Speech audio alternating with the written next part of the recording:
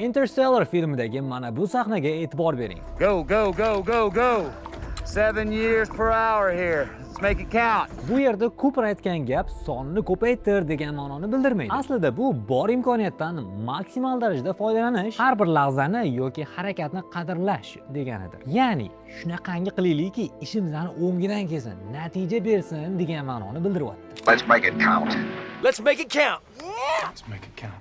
Together, so let's make it count. Siz ham bu iborani hayotingizda hal qiluvchi pallada ishlatsangiz bo'ladi. Masalan, tasavvur qiling, jahon chempionati finalida siz penalti tepasiz. Ronaldo shu pallada sizga qarab, "This is your final shot of the game. Make it count."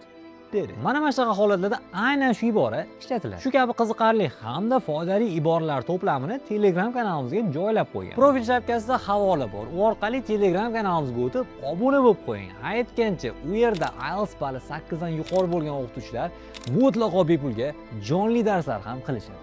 O'tkazib yubormang bunaqa darslarni.